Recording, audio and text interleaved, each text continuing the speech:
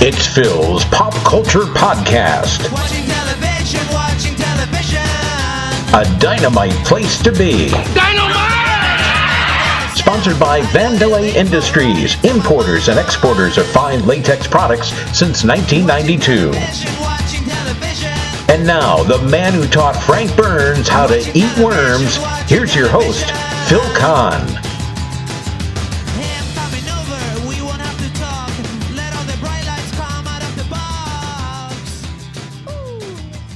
And thank you, John Meany, wherever you are.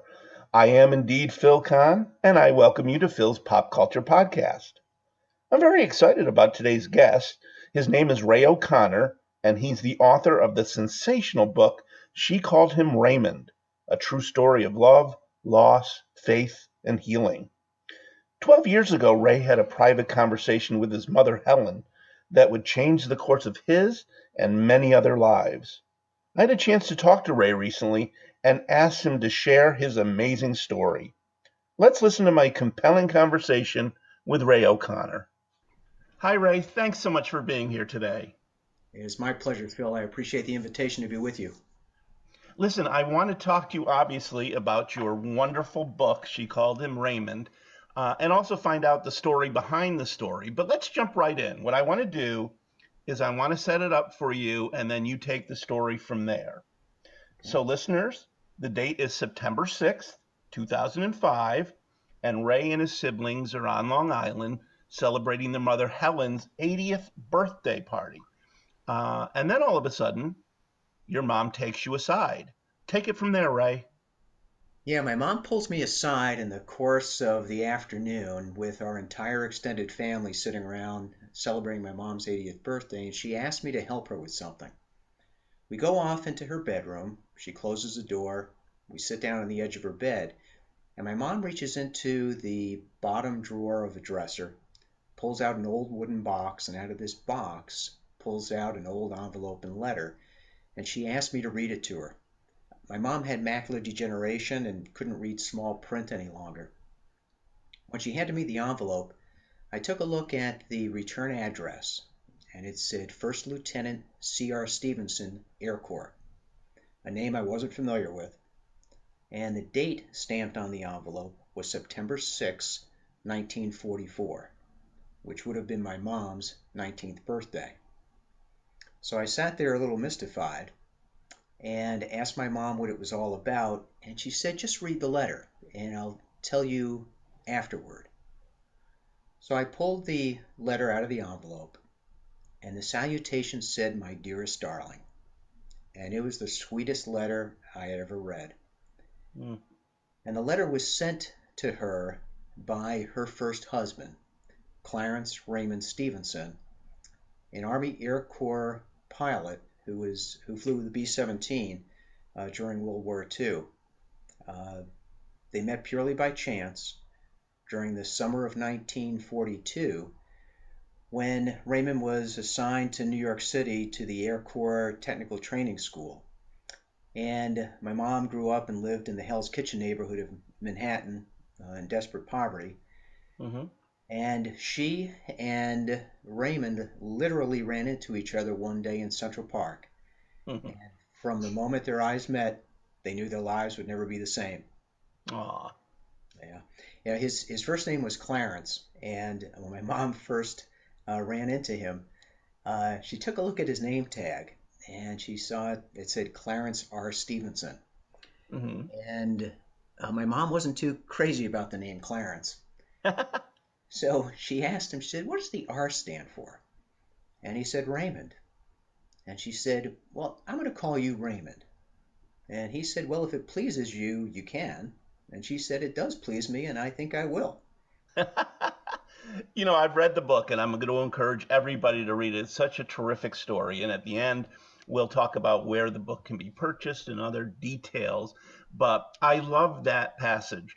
And all throughout the book, I found your mom to be quite a character, very feisty, fearless. Is that an accurate representation of Helen? Oh, absolutely. She was very pretty, but she was a tomboy of sorts. In the neighborhood where they grew up, which was a rough and tumble kind of neighborhood, she Hmm. was more likely to play in the street with the boys, playing the typical or stereotypical boys' games, than she was doing the types of activities that her sisters were involved in.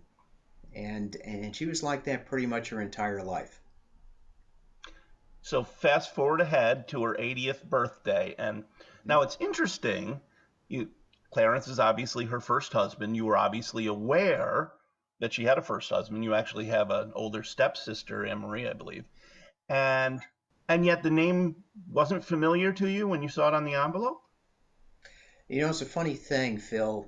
When my brothers and I were growing up, um, neither my mother nor my father ever said to us, by the way, your mom was married once before, but we kind of learned through osmosis that Anne Marie was our stepsister, that she had a different father than we had. But I think it was pretty typical of the members of the greatest generation to not talk a whole lot about the past, never whine or complain about the circumstances in which they were raised or troubles that they had when they were younger.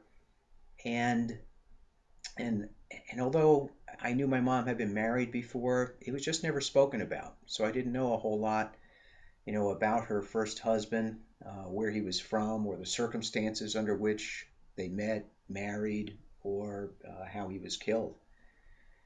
And the biggest revelation of that day was, after I read this letter uh, to my mom, and we both sat there on the edge of the bed, both of us with tears in our eyes. I had about 100 different questions for her, but the first question I had to ask was, Mom, why did you ask me to read the letter to you? Mm-hmm. Why didn't you ask Anne Marie, who was my sister, their daughter, or one of my brothers? So my mom said, I have a story to tell you, but I'd like you to keep it just between you and me, because if your father knew, it might hurt his feelings. Aw. So she said that when she was pregnant with me, she said to my father, if I have a boy, what do you think about the name Raymond? And my father said, oh, so you want to name him after my Uncle Ray, who my father was very close with? Oh. And, and my mom said, sure. So she told me, she said, you're not named after Pop's Uncle Ray. I want to name you Raymond after my Raymond. Aw. Yeah, so there I was at my mom's 80th birthday party. I was 50 years old, and learning that I'm the namesake for this dashing and brave young aviator who gave his life for his country in World War II. So the story ate at me, but it wasn't until a few years later, after my father passed away, that my mom started talking with me more about her early life and about her short time with Raymond. That the story took on a life of its own, and I became somewhat obsessed with it. Mm. So at the age of 56, I decided to leave my career as the president and CEO of a community bank in order to write the story. Would your wife must have thought your wife Mary must have thought you were crazy at that point. Well, the day that I came home from the office after reaching this conclusion, we did not have the usual, honey, how was your day at the office talk. Uh-huh. But when I told Mary what I wanted to do, she said, look, I'm behind you 100%, but I have to ask you a question. Are you having a midlife crisis? And I said, I don't think so. But what I do have is a sense of urgency. You see, anyone who was witness to the accounts of this story had to be in their 80s or 90s. Oh, yes. And yeah, and I thought if they should pass away, what stories, letters, photographs, documents might be lost forever. And in my quest to uncover the entire story, I met more extraordinary people, had more surprises, and even a few small miracles than I can count. Well, please share a few with us. I mean, well, first of all, you decided to leave your job at the bank. You didn't feel like you could do this on the side? You felt like you really needed to dive in full force for this endeavor? Yeah, the commitment I had at the bank, was so time consuming. I don't believe I ever would have gotten this done. And the one fear that I had about, some of the folks that were instrumental in telling the story passing away, it was shortly after I finished the book that three of the people who were instrumental in telling the story, my mom, the sole living member of that B-17 crew, and one of Raymond's sisters, all passed away. And had I waited, this story would have never been told. Oh. Yeah. Now, speaking of the story never been told, I actually had a chance to sit down with you and talk about the book, and I don't want to give too much of it away. So if I spill the beans too much, please either stop me or refuse to answer my questions. But there was one part that was particularly touching in the story you were telling me. There was a time during your research that you happened to stop in a flower shop. Can you Hmm. share that story? Oh, sure. Um, Raymond had two sisters, both younger than him. One named Ruth and the other one named Marjorie. Marjorie lived in Springfield, Ohio. Mhm. And on my way to visit her and her family in Springfield, I stopped into a little flower shop. And it was just before Valentine's Day. The place was buzzing with activity. And a woman at the counter said, "Do you need roses for Valentine's Day?" And I said, no, what I'd really like is a nice, bright bouquet of fresh spring flowers. Mm. So she went off, and a few minutes later, she comes back with this gorgeous bouquet. She lays them on the counter, and she says to me, "These flowers must be for a special woman." And I said, "To be honest with you, these flowers are for a 90-year-old woman I've never met." Aw. And she said, "There's got to be a story behind that." Yeah. There sure as heck is. And she said, "Is it a good story?" And I said, "How about I let you be the judge?" Hmm. So I started telling her the story about Helen and Raymond and why I was in Springfield, Ohio, to visit Raymond's sister. And as I told the story, I could see one by one each of the workers in the shop stop what they were doing, and they were listening. And so were the customers in the shop. Mm. And as I told the story, I could see tears well up in some of their eyes. And when I was done, the woman at the counter said to me, "Raymond, that's not a good story. That's a great story." Hmm. And that was actually the day that I decided that I was going to quit my job and write this book. One of my concerns was that no one besides me would think this was a good story. But when I got that reaction from the woman at the flower shop and the workers and the customers that were there, I knew it was a pretty good story and that I'd have to write it. It's funny. I obviously I'd heard that story before. I'm really surprised you didn't think it was a very good story, or perhaps you did but didn't think it would have that kind of reaction. I'm just surprised by that. Well, Phil, I was so close to the story, I wasn't sure how much of. I thought it was a great story, but I didn't know how much my opinion was shaped by, how close I was with my mother, how close I had eventually become with, Raymond's family, his sisters, their children, and even some of their grandchildren. So I needed to have uh, that objective voice of an outsider Hmm. and outsiders I just met give me that feedback to make sure that it was a story worth telling and a story worth listening to.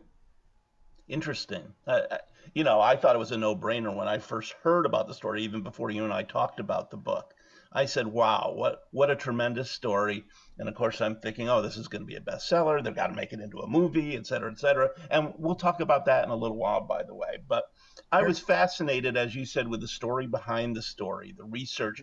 One thing I didn't ask you when we met to talk about the book is, obviously, you wanted to tell the story. Obviously, there was a sense of urgency because of the age of the people. But for you personally, was there something inside you where you almost, I don't know, I don't want to get too metaphysical here, but wanted to find yourself. Obviously, Clarence, or Raymond as you like to call him, wasn't your father, but you are his namesake. Was there any piece of that in this whole puzzle? Absolutely. You learn at age 50, that you're the namesake for a B-17 pilot who lost his life in World War II.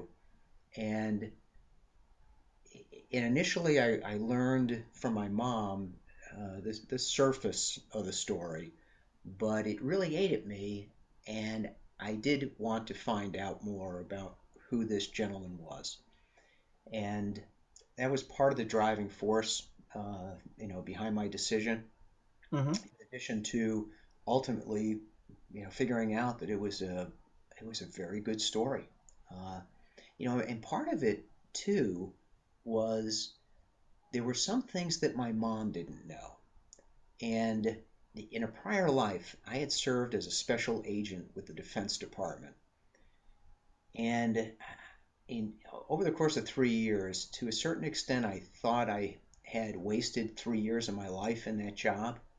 Mm-hmm. But I've come to figure out that we wind up in places, meet certain people for a reason.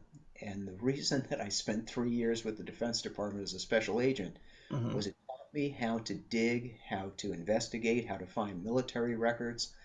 And part of my mission became finding out everything I could to be able to share it with my mom, Raymond's widow, and with Anne Marie, Raymond's daughter. That's terrific. Now, your travels, I think, first took you to Ironton, Ohio. Tell me about that little town. Ironton is a special little city. It had been devastated during the Great Depression. During the height of the Depression, the unemployment rate there was 40%. Wow. And like a lot of other Midwest Rust Belt cities, it never fully recovered. But the people there are absolutely wonderful. They could not have been more gracious, more welcoming. When I visited there, I've been there on a number of occasions, both to research the story, and then was invited back there after the book was released to do a presentation at a gorgeous library they have in the community called the Briggs Library. Mm-hmm. And uh, if I have an adopted hometown, it's Arlington. In fact, I'll be passing through there this coming fall, and I'm doing an event there in uh, November of 2018 for Veterans Day. But it's a special little city filled with wonderful people and with an extraordinary history. Uh, Mm-hmm. it got its name Ironton because it was one of the key sources of iron ore in the United States in the late 1800s and early 1900s. In fact, the USS Merrimack, the ironclad ship, uh, Yep. was made from Ironton, Ohio. Oh, Ironton was also a, uh, a part of the Underground Railroad that helped uh, African Americans escape slavery during the Civil War and post-war period. very interesting. Yeah. Now, when you decided, I'm going to take a little step back here. When you decided, I'm going to leave the bank and I'm going to start writing this book, I'm sure it was a very easy transition for you going from banker to writer. Am I correct? You know, Phil, I had done a little writing in the past. I had a newspaper column in a couple of local newspapers, written a couple of magazine pieces, and and I thought I was a pretty good writer. And then Uh-huh. I undertook this project, and once I started going to writers' workshops, and in particular, I spent part of a summer at the New York State Summer Writers Institute, which is hosted by Skidmore College. Hmm. And you have the good fortune, or I had the good fortune of being mentored by a few Pulitzer Prize winning authors like William Kennedy, Honor Mm. Moore, Paul Harding, and I found out in a hurry that I was not nearly as good a writer as I thought I Very humbling experience, eh? was. I'm fond of saying, out of all the people that participated in the New York State Summer Writers Institute that year, no one got more out of it than I did. So what did you learn that you were able to apply as you were writing? Oh gosh, everything from a lot of the technical aspects of writing a book, and in particular, writing narrative nonfiction. Learned a lot about the publishing industry, and a lot about style, point of view, um, the discipline that it takes Hmm. to sit and write. It's a little maddening at times, scrolled up either in the library, a home office, for hours and hours at a time, banging away at the computer. Um, I was always accustomed to working in an atmosphere where I had, lots of colleagues around, customers of the bank, and then all of a sudden I'm sitting by myself in a room, and Hmm. uh, I get lonely. Uh, Sure. there's a little coffee shop in Saratoga Springs called Uncommon Grounds, Sure. Love it and there. it's a terrific spot. And I would go in there to work, hoping that someone would interrupt me so that I could just shut it down for a little while and shoot the breeze with somebody. Now, again, going back to the lessons you learned, I Mhm. had listened to another podcast interview you had done, and um, you were talking about how you spend all this time crafting just the right sentence and wordsmithing and changing it around. And then all of a sudden, you look at it and say, you know what? I'm going to take this whole section out, and how difficult that was for you. Could you share a little bit about that?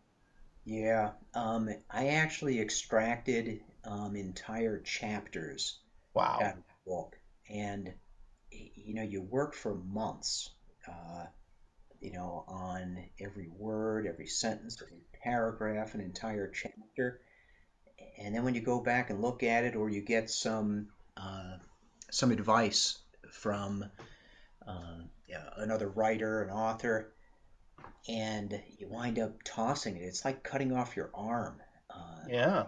you work so hard. One of my favorite phrases that I learned in this process is writing a book is just about putting one word in front of another.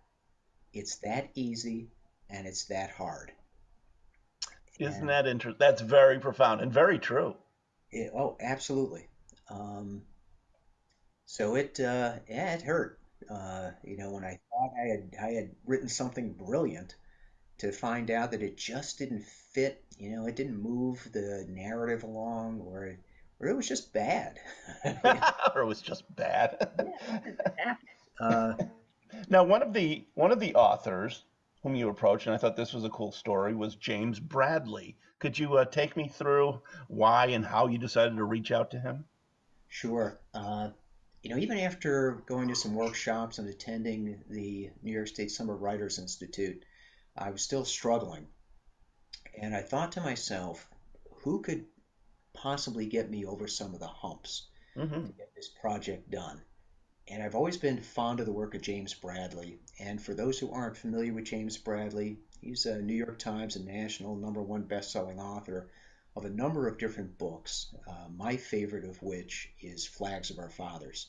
Hmm. Flags of Our Fathers is the story of the Marines and one Navy corpsman who raised the flag on Iwo Jima in that iconic photograph. Yeah.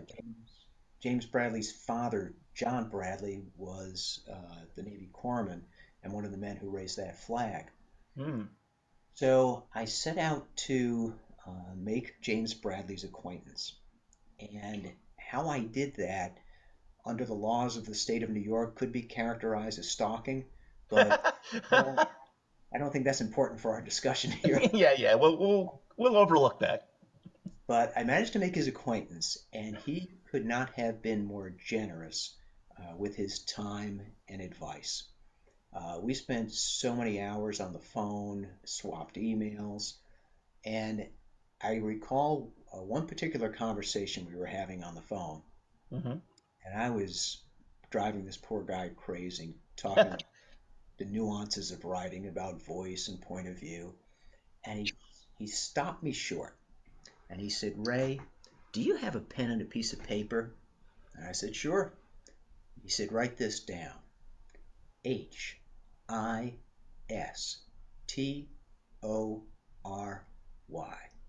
And I said, history?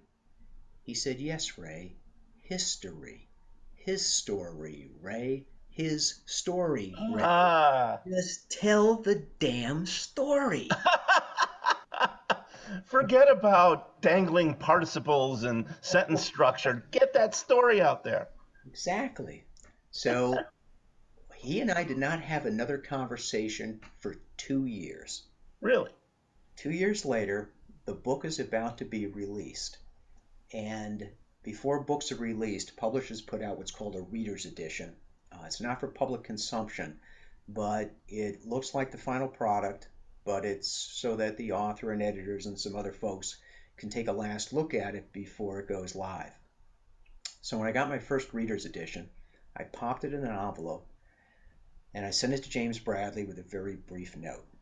Dear James, I told the damn story. Ray. Oh, that's great. And a couple of weeks later, after he had a chance to read the book, he sent me a very nice email with a offer to endorse it. Oh, Which I graciously accepted and gratefully. absolutely. And in his endorsement, James Bradley said, Ray O'Connor abandoned his career to search for his namesake, a heroic B-17 pilot who died in World War II. What he found touches the heart and stirs the soul. And I'll be forever grateful to James Bradley for that endorsement and for his help. That's such a terrific story. And it's true. He wasn't sugarcoating it. It is a touching story. And by the way, listeners, you're listening to Phil's Pop Culture Podcast. My guest is Ray O'Connor, the author of the wonderful book, She Called Him Raymond, a true story of love, loss, faith, and healing.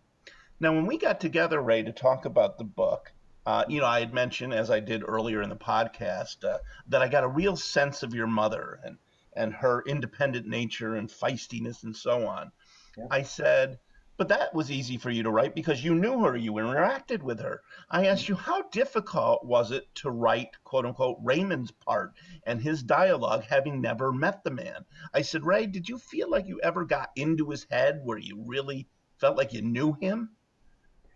The only point at which, and it was something, it was a good point, Phil, because I really struggled with trying to understand who he was and what he was all about. Because even though I talked to both of his sisters were still alive, there was one crew member, a tail gunner, Sergeant Keith Clinton, who was still alive, who I was able to find.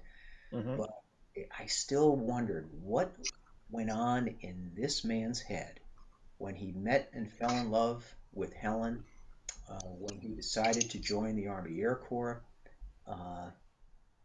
And one of the phone calls I made to do my research was to Raymond's youngest sister, Ruth. And when I called her, I said, could I please come out to your home in Akron, Ohio to talk to you about Raymond? And if you've got any letters, photographs, any documents of any kind, be willing to share those with me. So Ruth said, I'd be more than happy to meet with you and talk about Raymond, but I don't have any photographs, documents, letters, anything. Oh. She said, when my parents passed away, my older sister Marjorie took all of that stuff with her. But I went out to Ruth's home in Akron, Ohio, and we spent an entire day talking about her family and about Raymond. And there were a few tears shed that day, especially when she told me about how she learned about Raymond's death in the war. When we were wrapping up our conversation at the end of the day, she said to me, Raymond, I told you on the phone that I didn't have any letters or documents of any kind, but I was rummaging around my basement and I came across something that might be helpful to you, and you're welcome to take it with you. I said, terrific, what's that? She said, I have Raymond's diary. I said, a diary? Now, when I got back to my hotel room in Ohio that night, I called my mom and my sister, and I said, "Did you know that Raymond kept a diary?" No one knew that he kept a diary. No kidding. No, he started this diary on the day he decided to hop on a bus and go from Ironton to Patterson Field in Dayton, Ohio, to join the Army Air Corps. Mm-hmm. He wrote about the day that he met and fell in love with Helen, and so many other cherished memories. And this wasn't just a precious gift for me in terms of understanding this gentleman and, and knowing what went on in his mind, but it was even a greater gift for my mother and my sister, his widow and daughter. I'm sure. Oh, that must have been such a wonderful experience for them. You know, when I called my mom from the hotel, I read her just one caption from the diary after thumbing through it. Mm-hmm. And I said, "Mom, Raymond loved you from the time he set eyes on you." And she said, "How do you know?" I Mm. said, "Let me read you this caption from his diary in June 1942. I met a lovely girl in Central Park, Miss Helen Gregg. I know this will change my entire future life." Aw. Did she break down crying when she heard that? Yeah, I could, I could hear her over the phone, choking up a little bit and struggling to get the words out. Um, and there were so many other, memories and entries in there that it just, make tears well up in your eyes. Well, what was cool about that is I'm hoping that the folks out there listening that have read the book, if you haven't, at the end of the broadcast, we're going to tell you where you can get the book. Um, but when I read it, I thought one of the cool parts is you were actually able to take, for lack of a better term, screenshots of the diary and actually embed them right in the book. So you can actually see his handwriting. I thought that was really cool. Yeah, and actually that occurred shortly before the book was going to be published. Oh, The diary entries that appear in the book were just typed into the manuscript. yeah. Uh, and I spoke with the publisher and I said, "If I can deliver the diary to you, can you see if you can actually reprint in his own handwriting those entries?" And the entries look better in the book than they do in the diary. So uh, it's particularly rewarding to actually see, those captions in there in Raymond's own handwriting. Yeah, I think because of that visual, they're all the more powerful. If it was just typed text, I don't think it would be as powerful. Exactly. And similarly for that, the letter that I read to my mom on her 80th birthday, that letter was sent to her on her 19th birthday. Hmm. And her and Raymond's first wedding anniversary. They married on her 18th birthday. Oh, And that letter is reprinted in the book also. So rather than seeing what Raymond wrote, to his bride on their first anniversary and the day he passed away in his own handwriting is special. hmm. Well, I keep teasing the fact that we are going to tell folks where they can get the book. Let's not keep them in suspense anymore. If I want to buy the book, where should I go? Well, the book is available at the usual places, both in soft cover and hardcover. I highly recommend, if readers can, to order the book through a local independent bookstore. I happen to Hmm. be a big fan of independent bookstores, and there's one in Saratoga Springs where I live called Northshire Bookstore. Oh, I love it at Northshire. Oh, it's a terrific, terrific shop.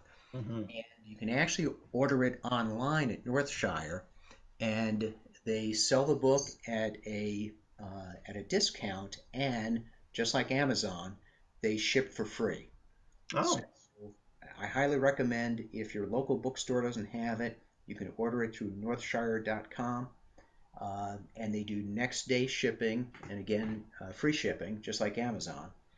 Uh, the book also is available at Amazon, and it is also in digital ebook form and audiobook form, and those are available through Amazon as well. And you also have a website. Yes, you can go to the website, shecalledhimraymond.com. And there's also a Facebook page, She Called Him Raymond. So I encourage people to check that out and also like it if you would. And there's also a 3-minute trailer that appears on the website if you'd like to get an additional insight into the story. Well, speaking of additional insights, I know you do a lot of events, whether it's book talks. I would highly recommend, don't just buy the book, seek Ray out. And I think on your website you have a list of various speaking engagements or autograph signing sessions. I highly recommend going and listening to Ray tell his stories, the story behind the story itself, and maybe you'll even sign a copy for somebody. I'd be more than happy to. Yeah, there's an events page on the website where events are listed. And if anybody listening belongs to a book club, has an organization that they'd like me come and speak, service clubs, Rotary Lions, I love to tell the story and the story behind the story, which I think is equally compelling. And so you can, either through social media, you can reach me by email, rayoconnor5@gmail.com, RAYOCONOR, the number 5, @gmail. And I'd be happy to come and speak with your book club, group, or organization about the story. No, that'd be great. And believe me, it's a real fun listen. You're a delight to listen to when you tell this story. And not only because it's a great story, there's a great piece of history in there. And also you can tell how passionate you are about the story. You just bring it to life. And it was so fun to listen to you talk about it. And what I find interesting also is that I happened to be perusing through the website, and you have various pictures of, maybe readers send you pictures of themselves holding the book. You've got people all over the world reading this book. Yeah, I had, gosh, it's more than a year ago. I had asked people to send me pictures no matter where they are. And so I Mhm. got pictures from all over the country, from the Caribbean, some photos from Europe. Uh, let's see, I don't think I have any from the Far East yet. So if So any if listeners, anybody's listening from the Far East, send them your picture. if you're in China or Japan, or feel free to send me a picture holding a book wherever you are. I'd send you one, but it would be in Wilton, New York, and you're already in Wilton, New York. So I guess I won't do that. Um, Now, I of course can play it dumb and say, gee, Ray, do you have any other plans for the book? Perhaps making it into a movie? But of course, I know better because I had the great good fortune of reviewing. You would ask folks, well, let me take a step back. You have written a screenplay and you offered it up to anybody that wanted to take a look at it, review it, critique it, edit it, proofread it, and I jumped all over it. And you were grateful to have the help, but I was so grateful to be a part of this journey. It's been such a wonderful journey for you that I felt privileged to be able to, well, not only get a sneak peek at the wonderful screenplay, but to be a part of this journey. And why don't you tell me a little bit more? I know you've explained it, that these kind of things, when you're trying to create a movie, it moves at a glacial pace. And I know it's been a long haul, but can you bring me up to date on where things stand in the making the book into a movie process? Sure. Just to give a little bit of background, I've done, gosh, probably at least 100 presentations since the release of the book to different groups and audiences. And I mentioned earlier about being in Ironton, Ohio for a presentation. And no matter where I speak, there's almost always someone in the audience who says, Ray, I think this story would make a great movie. Mm-hmm. But I happened to be in Ironton, Ohio, and after I did my presentation, we got to question and answer time.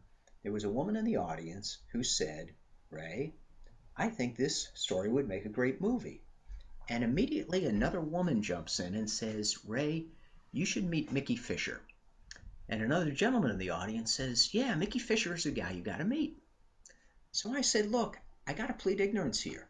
Who's Mickey? Who's Mickey Fisher? Mickey Fisher. Well, about 5 years ago, Steven Spielberg and his production company Amblin had a contest. Anyone in the world who wanted to submit an original screenplay could do so, and Amblin and Steven Spielberg are going to pick one person, one script out of anonymity and produce it for either television or film. Oh. Amblin and Spielberg get over 1,500 screenplays submitted. Mm-hmm. One they pick is written by a guy by the name of Mickey Fisher. Oh, no kidding. And Mickey Fisher happens to be from Ironton, Ohio. Oh, wow. Same little city in southern Ohio Yeah. that Clarence Raymond Stephenson, the pilot of our story, is from. What are the odds? What are the odds? That script was turned into a series that appeared on CBS in prime time called Extant that starred Halle Berry. Oh. Mickey Fisher wrote that show, and the executive producer was Steven Spielberg. Wow. Mickey Fisher has a new show coming out, also with Steven Spielberg's involvement later this year, called Reverie, Reverie. That's going to have a star-studded cast and is going to be run in prime time on NBC. Mm. So when I got home from Ohio, I thought to myself, how am I going to meet Mickey Fisher? Yeah. Well, I go on the book website, LinkedIn, Google+, Twitter, and Facebook, and put up a picture of Mickey Fisher, a picture of me at a book signing, and a picture of the cover of the book. And I said, if anyone would be kind enough to introduce me to Mickey Fisher, I would appreciate it. Oh. It only took 2 days. When I opened up my laptop to check my email, it was a Sunday morning, I'll never forget it. And the first email I get is, hi Ray, this is Mickey Fisher out in California. I've been getting lots of messages from people saying I need to talk to you about your story. Oh, that's terrific. Yeah. He said, but this morning my mom called me and my mom said I have to talk to you about your book, and I always do what my mom tells me to do. Good boy. So we swapped a couple of emails that day and picked out a day and time to talk a few weeks later. And 3 hours later, I get another email. Hi, Ray. This is Debbie Fisher. I'm Mickey Fisher's mom. Has he called you yet? That's great. Mickey Fisher's mom and dad still live in Ironton, Ohio, just a few blocks away from the house that Raymond Stephenson grew up in. And, isn't that amazing? Yeah. So as you mentioned, Phil, a screenplay is in development. I'm the principal driver behind it, but thankfully, I've gotten a lot of help from you and other folks, and also a number of people who have a significant amount more of experience with screenwriting and film than I do. And the screenplay is in its 12th draft. I recently completed a 6-week-long screenwriting development program at Skidmore College that was run by a woman who spent about 20 years out in Hollywood working for TriStar Films and Sony Pictures. And just as when I went through the New York State Summer Writers Institute, the screenplay has gotten dramatically better. So, still plugging away, working on another workshopping program. And, once we think that the screenplay is ready for prime time, I'll be back to Mickey Fisher and some other folks, in terms of taking the next step. Well, you know what you need to do? you need to go on your social media pages and say, does anybody out there know Steven Spielberg and can introduce me to him? And I don't know if his mother is still alive, but maybe we can make it happen. You never know. But But But here's one thing I've learned. One of the many things I've learned about this business. You might get a Steven Spielberg, a Mickey Fisher, someone else to read your script once. uh-huh. Only be once. And so you have to make absolutely certain that it is pristine. So Do you think it's there? Do you think you still need to have some revisions, or do you think it's there? no, it just still needs more revisions. I got some extraordinary ideas from the other women who were involved. I was the only man in this program, Mm-hmm. and I got some extraordinary ideas of how to, again, just like you cut off your arm when you throw out a chapter of your book. Yep. I've tossed out complete scenes of the screenplay, made some additions, and those need some fine tuning before I think the script is really ready. Well, I'd be happy to help you some more if you need it, but I'm happy to hear that you've got all these fresh ideas. And yes, we do want it to be pristine because we don't want to bother Mr. Spielberg more than we need to. Exactly.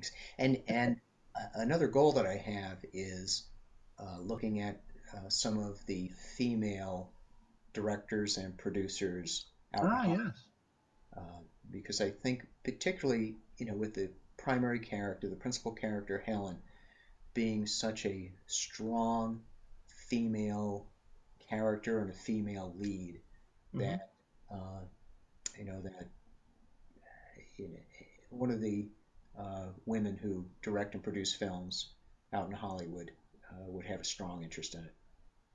Well, it's funny you say that because a lot of people would think, well, it's Raymond's story, but really it's Helen's story. Yes, yeah, yeah. It's So I there. think that's a good approach. Yeah, absolutely. You're listening to Phil's Pop Culture Podcast. My guest, once again, is the author Ray O'Connor. And if you haven't read the book, once again, it's called She Called Him Raymond, a true story of love, loss, faith, and healing. And by the way, you told me a funny anecdote before we came on the air about that title. Can you share that with the audience? Well, Phil, as you know, as we were preparing to do the podcast, we were talking about how much of the story to let out. And Mm-hmm. when I do my presentations, I give a pretty thorough background on the story. And, it is a true story of love, loss, faith, and healing. And I had a gentleman in the audience once, it's happened more than once, I should say, who have said to me after the presentation, Ray, I understand the part about love, the part about loss, and the part about faith. But what about the healing part of the story? And I said, well, I can't give away everything. If you want to understand the healing part, it's going to cost you $19.95 in paperback or $29.95 in hardcover to learn the entire story. Which is I love it. I love it. Yeah, you can't give it all away. no, no. By the way, I wanted to ask you: are there any other writing projects you have in the offing? Actually, it's a good question. Before the film uh, film opportunity came up, I was working on another book. Back in 2012, two friends and I went to Tanzania to climb Mount Kilimanjaro. Mm-hmm. And the gentleman who was our guide, his name is Protus Mayunga. He has an extraordinary personal story, a story that is not to be believed, a story that you couldn't make up, no matter how good a fiction writer one might be. Mm-hmm. And so I had outlined the story, had gotten a few chapters drafted. I'm working on that a little bit at a time, but most of my focus is on the script for the film. Gotcha. See, it's funny when I was thinking about asking you the question, I obviously knew when we got together that you were working on other things, but I'm thinking, gee, will Ray want to keep that under wraps or is he willing to at least allude to it? So I'm glad I didn't overstep my bounds. But No, not no, at all.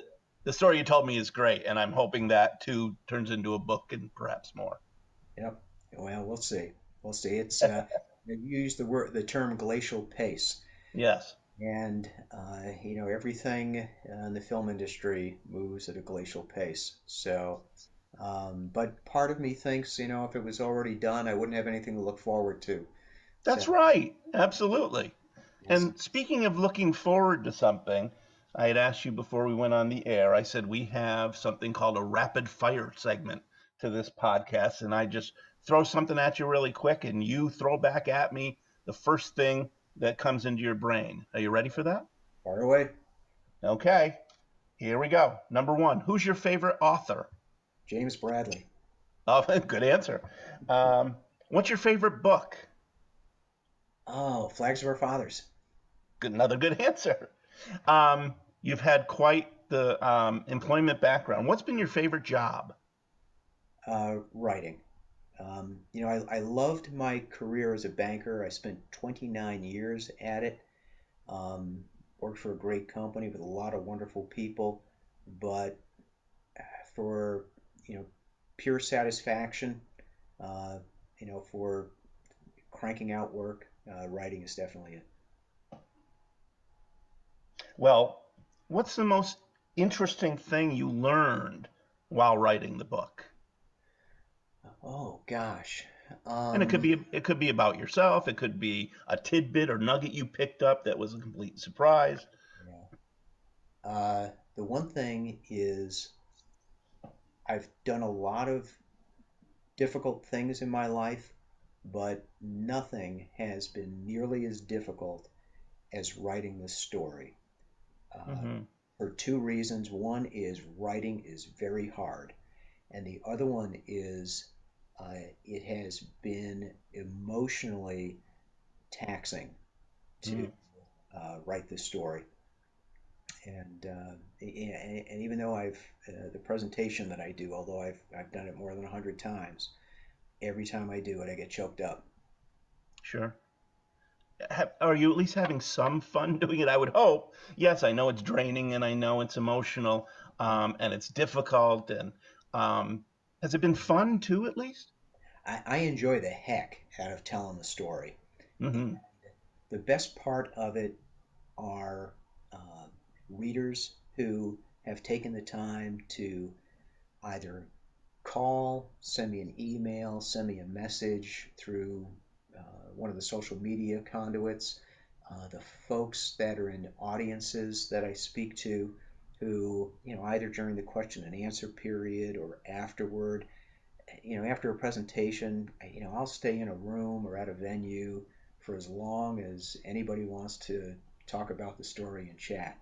And people have been so generous and so kind and gracious with their time and with their comments. Um, and that above all else has made it so much fun. Well, and you return it in kind. I remember after I read the screenplay, you met me for coffee at Scotty's off exit 16. And I had a ton of questions for you, and you were very generous with your time. And it's interesting, I'd love to pose these questions to you, but a lot of them had to do with pieces of the story that we can't give away right now. But maybe we'll have you back on again, but only allow folks that have actually read the book to listen. All right, Very. back to rapid fire real quick. You ready? Yep. Okay, if you could have dinner with any four people, living or dead, who would they be?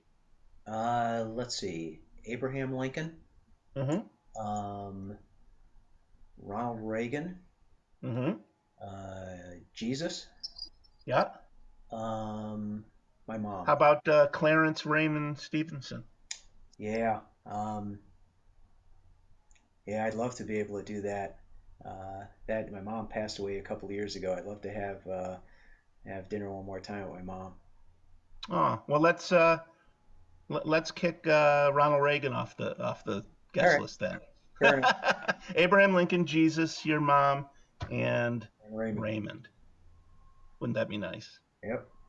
What would you ask him? What would be the first thing you'd ask Raymond? Oh gosh, I'd ask him if he read the book and if I got it right. And if he said, no, you got it all wrong, kid. I tell him, well, okay, it'll be different in the film. Oh, there you go. And finally, Ray, what piece of advice would you give to an aspiring author? Everyone has a story inside of them.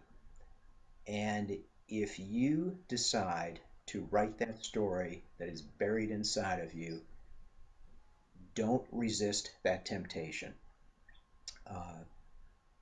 You may not have the luxury of quitting your job and devoting yourself full time to it, but go after it and stay after it. It could be the most rewarding thing you've ever done in your life. Oh, what a wonderful answer. And we're so happy that you decided to not leave this story buried. And you brought it to life, and it turned into She Called Him Raymond, a true story of love, loss, faith, and healing. It's a must read.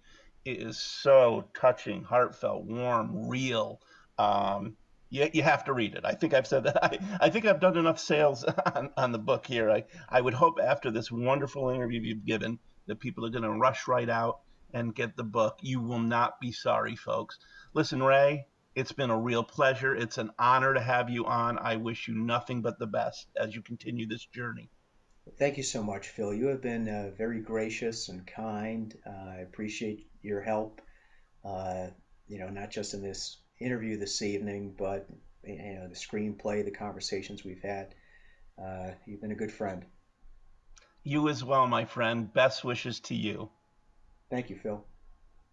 I'd like to thank today's guest, Ray O'Connor, for such a wonderful chat. Ray, thanks for bringing your amazing story to light and for allowing all of us to join you on your journey of sharing it with the world. Watching television, watching television. We hope you've had a dynamite time listening to this edition of Phil's Pop Culture Podcast. Join us again next time for another stroll down memory lane. Until then, let's be careful out there.